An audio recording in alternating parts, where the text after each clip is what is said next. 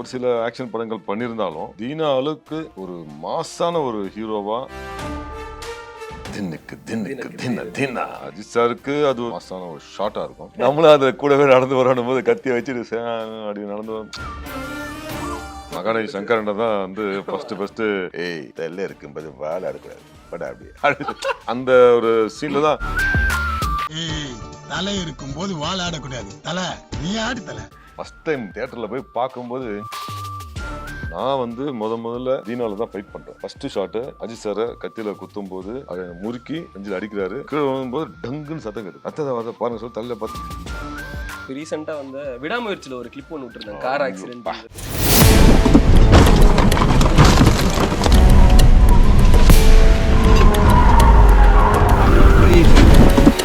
அவர் வந்து அடுத்த கட்டத்துக்கு போகணுன்ற அந்த உத்வேகம் அந்த வெறித்தனம் வந்து எப்பவுமே அவர்கிட்ட இருந்ததை பார்த்துருக்கேன் நான். மேரேஜ் ஆகி அதுக்கப்புறம் கொஞ்சம் காலகட்டத்துக்கு அப்புறம் அந்த ஃபயர் வந்து இருந்துட்டே இருந்தது. ஆனா சினிமாக்குள்ள என்ட்ரி ஆனா போதும் தான் உள்ள வந்தேன். தீனால முகம் வெளியே தெரிஞ்சவன ஒரு 4-5 பேர் இதோட தலைவிட நடிச்சவரு அப்பதான் ஃபர்ஸ்ட் ஆட்டோகிராஃப் வாங்குறாங்க. என் வீட்டுல ஒரு ஹீரோ கூட நான் இருக்கிற போட்டோ ஒன்று இருக்குன்னா அந்த போட்டோ தான் இருக்கு. அது இன்டர்நெட்லயே இருக்கு, நாங்களும் பார்த்துட்டோம். அந்த கெட்டப்லயே இருக்கு. ஆமா, அந்த கெட்டப்லயே இருக்கு.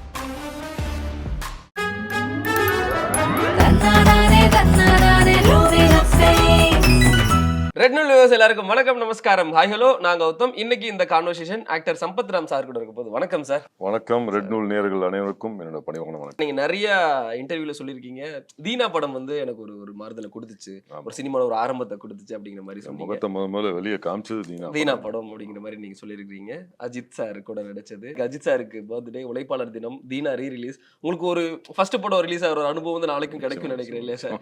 எப்படி இருக்கு சார் இந்த டிராவல், இந்த அனுபவம்? ரொம்ப சந்தோஷமாகவும் பெருமையாகவும் இருக்கு. அந்த படம் மூலியமா தான் எனக்கு வந்து எல்லா ஃபேன்ஸு, ரசிகர்கள், சினிமாக்காரங்க எல்லாருக்குமே என் முகம் அறிமுகமானது அந்த தீனா திரைப்படத்தின் மூலியமா தான். இந்த நேரத்தில் டைரக்டர் ஏஆர் முருகதாஸ் சாருக்கும் அஜித் குமார் சாருக்கும் என்னோட மனமார்ந்த நன்றியை தெரிவிச்சுக்கிறேன். இப்போ அஜித் சாரோட கரியர்ல எவ்வளோ படங்கள் இருந்தாலும் தீனா அப்படிங்கிறது வந்து அஜித் சாருக்கு இது ஒரு மாறுபட்ட ஒரு இதா இருக்கு. இதுக்கு முன்னாடி நடிச்சதை விட தீனா படத்துக்கு அப்புறம் அஜித் சாரோட அந்த இது வந்து மாறுச்சு. ஒரு கேங்ஸ்டர் அந்த மாதிரி ஒன்று மாறுச்சு. ஒரு வெற்றி படத்துல நம்மளும் இருக்கும் அப்படிங்கும்போது அந்த டைம்ல நமக்கு ஒரு பெரிய ப்ரொஃபைலா இருக்கும். இந்த மாதிரி நான் தீனா படத்துல நடிச்சிருக்கேன் அப்படின்னு சொல்லி நம்ம வெளியில ரொம்ப பெருமையா சொல்லிக்க முடியும். எப்படி இருந்தது சார் உங்களுக்கு? ஆக்சுவலாக நான் அவரோட சேர்ந்து நடித்த படம் வந்து உன்னை கொடு என்னை தரு. இந்த படத்துல வந்து ஒரு ராணுவ வீரனா பண்ணியிருப்பாரு. அதுல நிறைய ராணுவ வீரர்கள் கூட இருப்பாங்க. அதுல நானும் ஒரு அட்மாஸ்பியர்ல அவருடைய கூட இருக்கிற ராணுவ வீரர்கள்ல நானும் ஒரு என்ன பண்ணியிருந்தேன். ஸோ அந்த படம் பண்ணும்போதெல்லாம் வந்து ஒரு லவ்வபிள் பாய், சாக்லேட் பாய் அப்படிதான் வந்து ரசிகர்களால் மதிக்கப்பட்டவர், ரசிகர்களால் ஏற்றுக்கொள்ளப்பட்டவர். ஆக்சுவலாக ஒரு சில ஆக்ஷன் படங்கள் பண்ணியிருந்தாலும் தீனா அளவுக்கு ஒரு மாசான ஒரு ஹீரோவா அதுக்கு முன்னாடி பண்ணல. படம் பார்க்கும்போது நமக்கே அப்படியே சில பம்ஸா இருக்கும். சில ஷார்ட்ஸ்லாம், சில சீன்ஸ்லாம் வந்து முக்கியமாக சொல்லணும்னா முதல்ல அவரோட இன்ட்ரோடக்ஷன் சீன் ஆகட்டும், தின்னுக்கு தின்னுக்கு தின்ன தின்னா அதில் வந்து நான் கூட நடந்து வருவேன். ஃபர்ஸ்ட் டைம் தியேட்டரில் போய் பார்க்கும்போது எனக்கு ரொம்ப மகிழ்ச்சியாக இருந்தது. அப்போ இல்லைங்களா? ஆமாம், ஏன்னா அஜித் சாருக்கு அது ஒரு பெரிய ஒரு மாசான ஒரு ஷார்ட்டா இருக்கும். அதுல நம்மளும் கூடவே ஒரு ஒட்டிக்கிட்டு நம்மளும் அதுல கூடவே நடந்து வரணும் போது கத்தியை வச்சுட்டு அப்படி நடந்து வரும். அது ஒரு மாசான ஒரு சீனு. அந்த படம் முழுக்காவே அது மாதிரி நிறைய மாசான சீன்ஸ் வந்து டைரக்டர் ஏஆர் முருகதாஸ் வந்து வச்சிருந்தாரு. ஸோ அதுதான் டக்குன்னு மக்களுக்கு போய் அந்த படம் வந்து அவரை ஒரு மாசான ஹீரோவா. எனக்கு தெரிஞ்ச அந்த படத்துல ஒர்க் பண்ண எல்லாருக்குமே அந்த ஒரு படம் வந்து ஒரு மாற்றுதலை கொடுத்துன்னு நினைக்கல. ஏன்னா அஜித் சாருக்கு தலை அப்படிங்கிற உணர்வுபூர்வமான ஒரு மகாநதி சங்கரன் தான் வந்து ஃபர்ஸ்ட் அந்த சாங்ல வந்து ஒருத்தர் வந்து எங்க கூட வந்து ஒருத்தர் குறுக்குல வருவாரு, ஏய் தெல்ல இருக்கும்போது வாழ ஆடக்கூடாது பட் அப்பதான் வந்து மகாநதி சங்கரன் சொல்லும் போது அந்த ஒரு சீன்ல தான் அவருக்கு தலைன்ற ஒரு வார்த்தை வந்து. அதுக்கு முன்னாடி வரைக்கும் தலை அப்படிங்கிறது சும்மா நம்ம சென்னை வட்டாரத்துல பேசுற மாதிரி. அவரும் சென்னை தான், நானும் சென்னை தான். நான் பழைய வண்ணாரப்பட்ட, அவர் வந்து புது வண்ணாரப்பட்ட மகாநதி சங்கரன். பட் நம்ம ஏரியால அதான் அப்படிதான் பேசுவாங்க. ஸோ அது கரெக்டாக சிங்க் ஆயிடுச்சு அது. நிறைய படங்கள் நீங்க அஜித் சார் கூட டிராவல் பண்றீங்க. தீனா படத்துல அஜித் சார் கூட சேர்ந்து நடிச்சதுக்கும், ம். விஸ்வாசம் படத்துல ஒரு ஷாட் வரும். நீங்க கையெடுத்து கும்பிடுற மாதிரி ஓப்பனிங்கே ம். அந்த அந்த அந்த அதுக்கு இடைப்பட்ட காலத்துல நீங்க அஜித் சாரை பார்த்த விதம், தீனால பார்த்த அஜித் சார், விஸ்வாசத்துல பார்த்த அஜித் சார் எப்படி தெரிஞ்சாரு உங்களுக்கு அவரு? அவர்கிட்ட நான் உன்னை கூட இருந்து தரும் படம் பண்ணும்போது அவர்கிட்ட அந்த ஒரு வெறித்தனம் பார்த்துருக்கேன். அது வந்து தொடர்ந்து தீனாலாகட்டும், அதுக்கப்புறம் சிட்டிசன் ஆகட்டும், ரெட் ஆகட்டும், ஒவ்வொரு படத்துலையும் பார்க்க பார்க்க பார்க்க பார்க்க அவர் வந்து அடுத்த கட்டத்துக்கு போகணுன்ற அந்த உத்வேகம், அந்த வெறித்தனம் வந்து அது எப்பவுமே அவர்கிட்ட இருந்ததை பார்த்துருக்கேன் நான். அதுக்கப்புறம் ஒரு மேரேஜ் ஆகி அதுக்கப்புறம் கொஞ்சம் காலகட்டத்துக்கு அப்புறம் அந்த ஃபயர் வந்து இருந்துகிட்டே இருந்தது. ஆனால் அந்த தன்மை மட்டும் அப்படியே கொஞ்சம் என்ன சொல்கிறது, ஃபர்ஸ்ட் வந்து ஓப்பனாக அப்படி இருப்பார், ஓப்பனாக பேசுவார், ஓப்பனாக இருப்பார். அப்புறம் அந்த மெச்சூரிட்டி வந்து கொஞ்சம் கொஞ்சமாக வந்து அந்த நடிக்கும்போது அந்த ஒரு ஃபயரை காமிப்பார். மற்ற நேரத்தில் வந்து கொஞ்சம் அப்படியே அமைதியாக அப்படி இருப்பார். ஸோ விஸ்வாசம் வந்து என்னுடைய 11ஆவது படம் அஜித் சார் கூட. பட் அவரோட குணம் வந்து எப்பவுமே மாறவே இல்லை. ஆழ்வார் அப்படிங்கிற திரைப்படத்துக்கு அப்புறம் எனக்கு ஒரு பெரிய கேப் கிடைச்சது. அது கூட நடிக்கவே இல்லை, அவர் பார்க்கவும் இல்லை. அப்போல்லாம் வந்து நான் அவர் ஷூட்டிங்கில் இல்லைன்னா கூட நான் போய் தனியாக, அதாவது அவரோட காம்பினேஷனில் நான் ஷார்ட்டில் இல்லைன்னா கூட நான் சும்மா போய் பார்த்து வருவேன். ஆமாம், நடிக்கிறது இப்போ சும்மா ஷூட்டிங் ஸ்பாட்டில் போய் பார்த்துட்டு அப்படியே விஷ் பண்ணிட்டு பேசிட்டு வருவேன். ஸோ அந்த மாதிரி இருக்கும்போது ஒரு காலகட்டத்துக்கு அப்புறம் அந்த ஆழ்வாருக்கு அப்புறம் ஒரு பெரிய கேப் ஆகிப்போச்சு. அவர் பார்க்க கூட முடியல. ஏன்னா அதுக்குள்ளே அவர் எங்கேயோ ஒரு பெரிய ரேஞ்சுக்கு போயிட்டாரு. அதனால் பார்க்கறதே ஒரு பெரிய வேலை, முடியாத காரியமாக இருந்தது. அப்போ தான் வந்து என்ன இருந்தால் திரைப்படத்தில் ஒரு அதான் ஒரு சின்ன கேட்டு தான், ஒரே நாள் தான் ஒர்க்கு. கேட்டாங்க, இது மாதிரி ஒரே நாள் தான் இருக்குது, பரவாயில்லையானாங்க. பரவாயில்ல சார், நான் அஜித் சாரை பார்த்து ரொம்ப நாள் ஆச்சு, அவர் கூட நடித்து பல வருஷம் ஆகுது, அவர் பார்க்கறதுக்காகவே நான் அந்த படத்தை ஒத்துக்கிட்டேன். அதுக்கப்புறம் அந்த சீன் பண்ணும்போதே வந்து அசன்டேட் வந்து என் மேக்கப் ரூம் வந்தார். வந்துட்டு சார் ஹீரோ கூட பேசுறது, போய் ஃபோட்டோ எடுக்கிறது, இதெல்லாம் பண்ணக்கூடாது சார் அப்படின்னு அட்வைஸ் பண்ணாங்க. நான் வந்து என்னடா அது, நம்ம தலை கூட நம்ம இத்தனை படம் பண்ணியிருக்கோம், நம்ம ஒன்றும் போய் எடுக்க போகிறதில்ல, அது ஒரு விஷயம். பட் இது மாதிரி சொல்லிட்டு போகிறாங்களே, நம்ம ஒருவேளை தலை வந்து மாறி பார்ப்புளுக்கு, ஏன்னா 5 வருஷம் கேப் ஆகிப்போச்சு, அதனால் கொஞ்சம் மாறி பார்ப்புளுக்கு அப்படின்னு நினச்சிட்டு இருந்தேன். ஷார்ட்டுக்கு போனேன். ஹீரோட பொசிஷனை டைரக்டரே பண்ணார், என் பொசிஷன் நான் பண்ணிவிட்டு ஃபைட் மாஸ்டர் வந்து ரிகர்சல்லாம் பார்த்துட்டு ரெடி பண்ணிகிட்ருக்கோம். அப்போ ஒரு 1 ஹவர் கழிச்சு அஜித் சார் என்ட்ரி ஆகிறாரு. எல்லோரும் பார்த்து விஷ் பண்ணாரு. எல்லோரும் விஷ் பண்ணாங்க.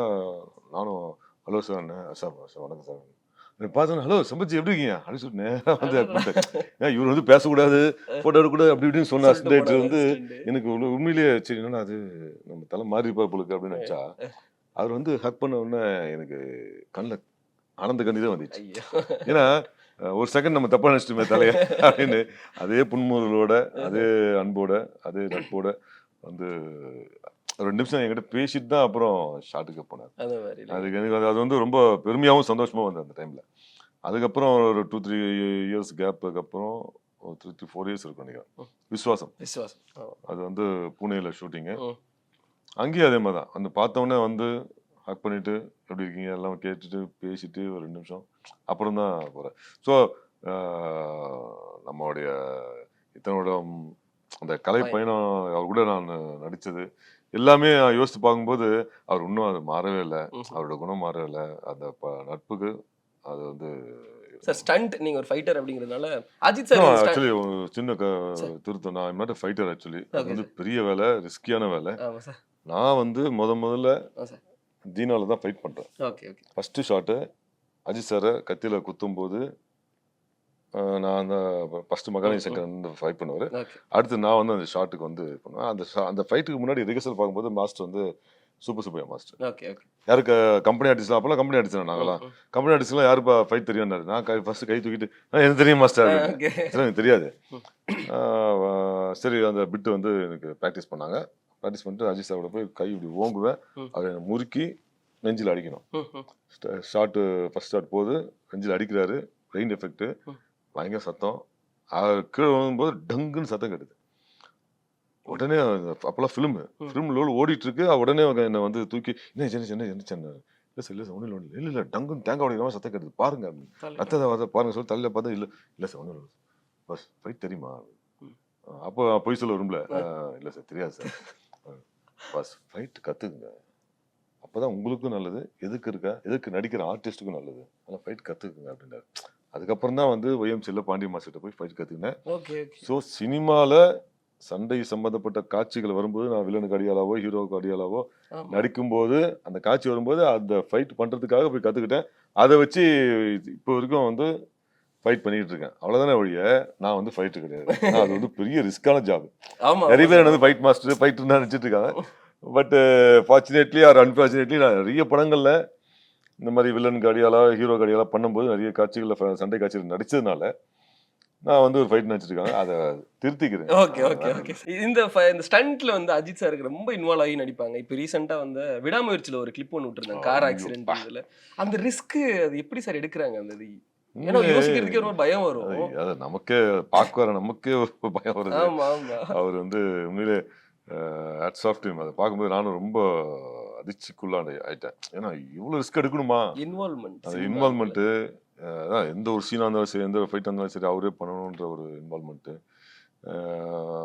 அதுதான் அவர் வந்து இன்னும் இன்னும் ஒரு படி உயர்த்தி காமிச்சிட்டே இருக்கு. ஏன்னா இவ்வளோ தூரம் ரிஸ்க் எடுத்து நான் எந்த ஹீரோவையும் நான் பார்த்ததே கிடையாது, கேள்விப்பட்டதும் கிடையாது. அவர் இருந்தாருன்னா, நல்லா இருந்தால் தான் அதை அவரை நம்பி நிறைய பேர் இருக்காங்க. இந்த மாதிரி நிறைய கலைஞர்கள் இருக்காங்க, நிறைய தொழிலாளர்கள் இருக்காங்க. ஸோ தொடர்ந்து படம் நல்லபடியாக பண்ணணும். அவர் ரொம்ப குறைஞ்ச ரிஸ்க் எடுத்து ஆனால் நிறைய சண்டை காட்சிகள் பண்ணணும், நிறைய படங்கள் பண்ணணும்னு நான் இந்த நேரத்தில் இது மூலிமா அஜித் சாரையும் நான் வேண்டி கேட்டுக்கிறேன். ஏன்னா அவருடைய ப்ரெசன்ஸு, அவருடைய இது வந்து தேவை நம்ம ஃபிலிம் இண்டஸ்ட்ரிக்கு. இப்போ பாருங்க, விஜய் சாரும் வந்து இல்லை, இப்போது பெரிய ஸ்டாருங்களோட படம் ரிலீஸ் ஆகும்போது எல்லா மக்களும் கொண்டாடுறாங்க. அது எல்லாருக்கும் போய் ஒரு பலன் கொடுக்குது. மறைமுகமாக நிறைய பேருக்கு பலன் கொடுக்குது, டைரக்டா எங்களை மாதிரி சினிமா கலைஞர்களுக்கு பலன் கொடுக்குது. நிறைய குடும்பங்கள் வருது. ஸோ அதுக்காகவாவது நான் விஜய் சாரையும் இந்த நேரத்தில் வேண்டி கேட்டுக்கிறேன். ஏன்னா முழுசா வந்து சினிமா வந்து விட்டக்கூடாது. அவ்வளோ பெரிய ஸ்டார்ஸ் எல்லாம் வந்து இருந்தால் தான் சினிமா நல்லா இருக்கும். அதனால அஜித் சாருக்கு என்னுடைய வேண்டுகோளாகவே இந்த நேரத்தில் வைக்கிறேன். அவர் வந்து இவ்வளோ ரிஸ்க்லாம் எடுக்காம நல்ல நல்ல படங்கள் இன்னும் நிறைய சண்டை காட்சிகள் அடிக்கணும். பட் இவ்வளோ ரிஸ்க் எடுக்காமல் நடிக்கணும்.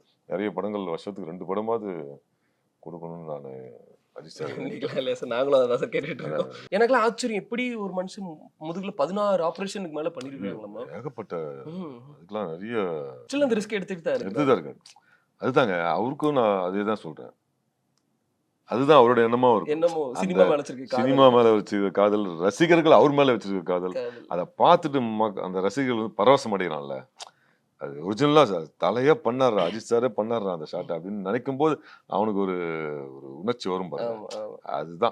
அதுதான் அதை அவரை பண்ண வைக்குது. அந்த மாதிரி அதுதான் ஒவ்வொரு கலைஞனுக்கும், நாட் ஓன்லி ஃபார் ஹிம், இந்த மாதிரி எல்லாருக்குமே வந்து அந்த ரிஸ்க் எடுத்து பண்ணதுக்கு அது தோணுதுன்னா.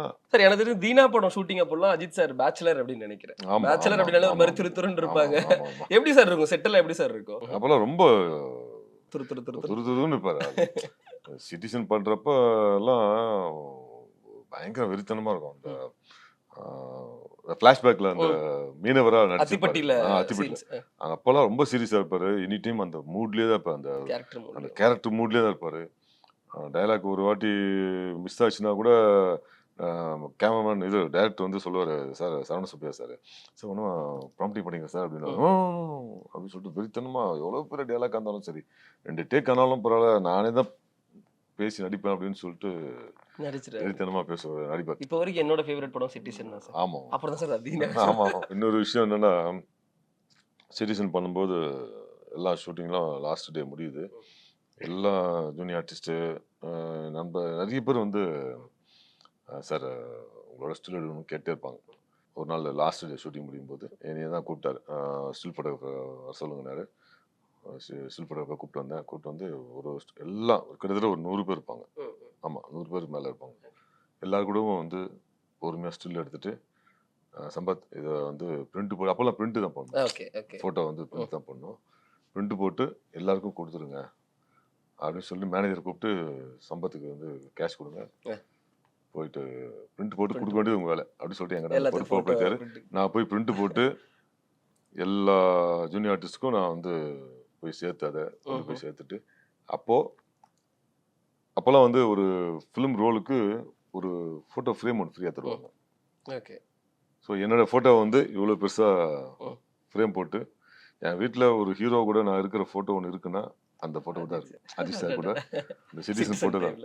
அந்த ஃபோட்டோ தான் எப்பவுமே எங்கள் வீட்டில் அந்த டேபிளில் இருக்கும். இருக்கு. அது இன்டர்நெட்லயே இருக்கு. நாங்களும் பார்த்துட்டோம். அந்த கெட்டப்லயே இருக்கு. ஆமாம், அந்த கெட்டப்லேயே இருக்கும். அந்த கெட்டப்லயே இருக்கு. ஆமா, அஜித் சாரோட அந்த ஆமா. கெட்டப்லயே இருக்கு. So, அந்த டைமில் அது வெளியெல்லாம் விடக்கூடாது. அப்புறம் தான் ஷூட்டிங் ஐ மீன் படம் ரிலீஸ் ஆன பிறகு அதை இது பண்ணுங்க அப்படின்னு சொல்லிட்டு. உங்களோட லைஃப் ஸ்டோரி நான் கேட்டிருக்கேன். ம். சினிமால நடிக்கணும் அப்படிங்கிறதுக்காக உங்களோட ப்ராப்பர்ட்டி எல்லாத்தையும் வித்து அதுக்கப்புறம் சினிமால சர்வே பண்ணி அந்த கதையெல்லாம் நான் கேட்டிருக்கேன்.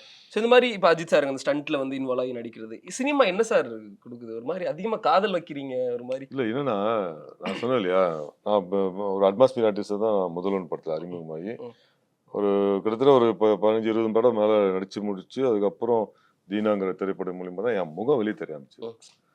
நான் ஃபர்ஸ்ட் உள்ள வரும்போது சினிமாக்குள்ள என்ட்ரி ஆனா போதும்னு தான் உள்ள வந்தேன்.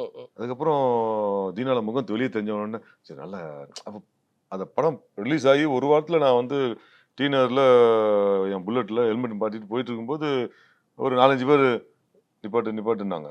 என்னடா நிப்பாட்டுறாங்கன்னு சொல்லிட்டு ஹெல்மெட்டை கேட்டுனா இதோட தலைவிட நடிச்சவர் அப்படின்னு சொல்லிட்டு அப்போதான் ஃபர்ஸ்ட் ஆட்டோகிராஃப் வாங்குறாங்க. அதெல்லாம் பண்ணும்போது நமக்கு நம்மள அறியாம ஒரு சந்தோஷம் இருக்குதுல்ல, அந்த சந்தோஷம் தான் அந்த கிக்கு தான் நடிகனை வந்து இன்னும் நடிகனா ஒரு கலைஞனா என்னைக்கா இருந்தாலும் வந்து நம்ம வருவோன்ற ஒரு எண்ணத்தை கொடுக்கறது அந்த ஒரு தருணம் தான். விசுவாசத்துல ஒரே சீன் தான் பண்ணேன், அந்த ஓப்பனிங் சீனு.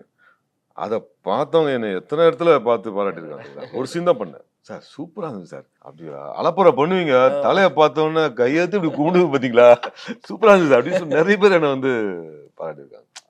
ஸோ இதுதான் அந்த அந்த ஒரு உந்துதல் தான் ஃபேன்ஸோட அந்த ஒரு வார்த்தை தான். அந்த புல்லட்ல போனீங்கன்னு சொன்னீங்களா, தீனா படத்தோட புல்லட். ஆமா, ஆக்சுவலா அந்த படத்துல வந்து என்னோட புல்லட் தான் அஜித் சார். ஸோ அதனால தான் அவர் கூட க்ளோஸா பேசுறதுக்கு ஒரு வாய்ப்பு எனக்கு கிடைச்சது. ஏன்னா தீனால 10 பேர் நடிச்சிருப்பாங்க.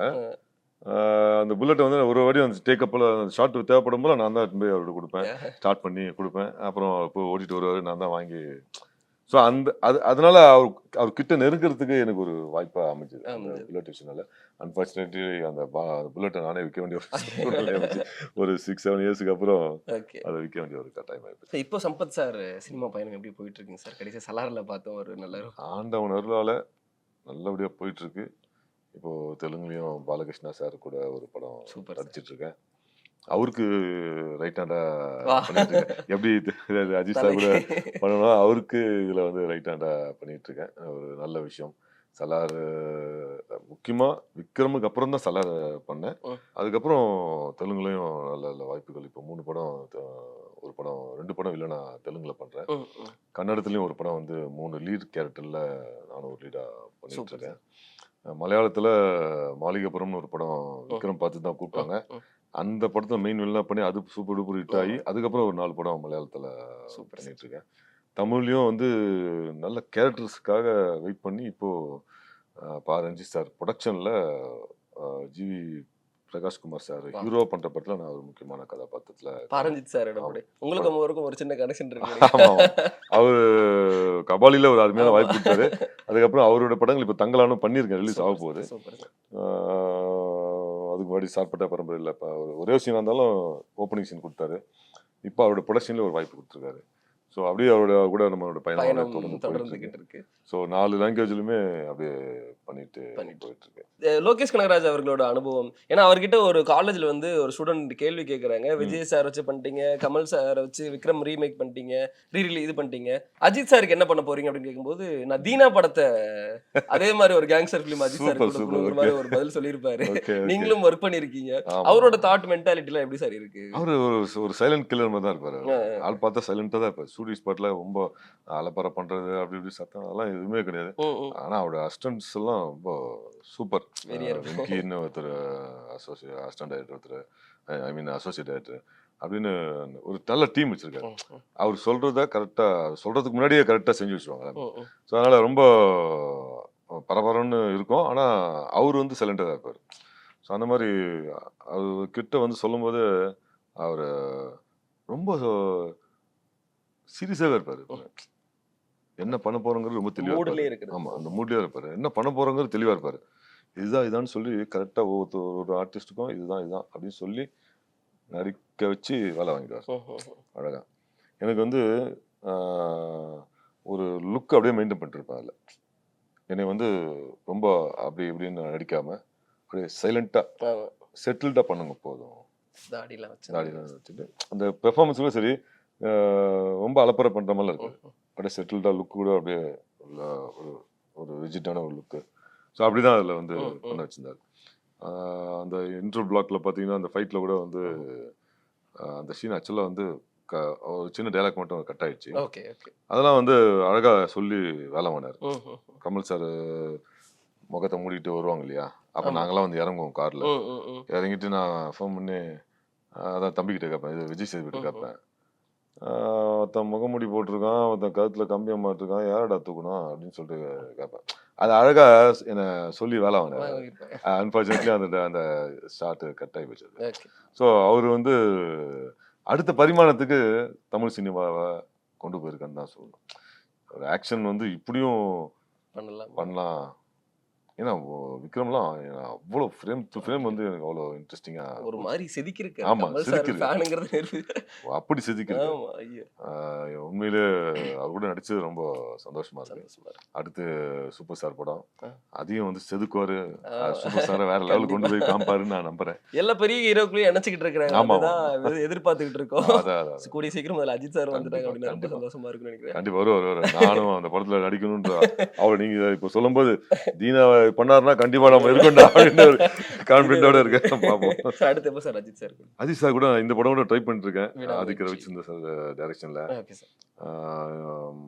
மகிழ் திருமணி சார்கிட்ட ட்ரை பண்ணிட்டு இருக்கேன். பார்ப்போம். கூடிய சீக்கிரம் ஒவ்வொரு படத்தையும் நான் முயற்சி பண்ணி தான் இருக்கேன். ஒரு சில படங்கள் கிடைக்கும், ஒரு சில படங்கள் கிடைக்காது. ஆனா எந்த படம் ட்ரை பண்றோம் இல்லையோ அஜித் சார் படம் ட்ரை பண்ணிட்டே இருப்பேன். அது என்னன்னு தெரியல, நான் அதிகமா ஒரு ஹீரோ கூட நடிச்சதும் அஜித் சார் கூட தான். 11 படம், விஜய் சார் கூட 7 படம், விஷால் சாரோட ஒரு 5-6 படம், அர்ஜுன் சாரோட ஒரு 7 படம், இப்படி நிறைய பேர் நடிச்சிருந்தாலும் அஜித் சார் கூட தான் அதிகமாக நடிச்சிருக்கேன். ஸோ அந்த பயணம் அப்படியே இன்னும் தொடர்ந்து கண்டிப்பா நான் நடிச்சிட்டு இருக்க வரைக்கும், அவர் நடிச்சிட்டு இருக்க வரைக்கும் நான் ட்ரை பண்ணிட்டே இருப்பேன். அவர் படத்தில் நடிச்சிட்டு இருப்பேன். அவ்வளோதான். Thank you so much Sampath. ரொம்ப நன்றி. அஜித் சாருக்கு என்னுடைய மனமார்ந்த பிறநாள் வாழ்த்துக்களை தெரிவிச்சுக்கிறேன். நீங்கள் நல்ல உடல் ஆரோக்கியத்தோட, நல்ல செல்வ செழிப்போட, நல்ல பேரும் புகழோட கடைசி வரைக்கும் இருக்கணும்னு ஆண்டவரை நடிக்கிறேன் சார். நன்றி, வாழ்த்துக்கள். ரெட் நூல் டீம் சார்பா நாங்களும் அஜித் சாருக்கு இனிய பிறநாள் வாழ்த்துக்கள் தெரிவிச்சுக்கிறோம். தன்னாரே தன்னாரே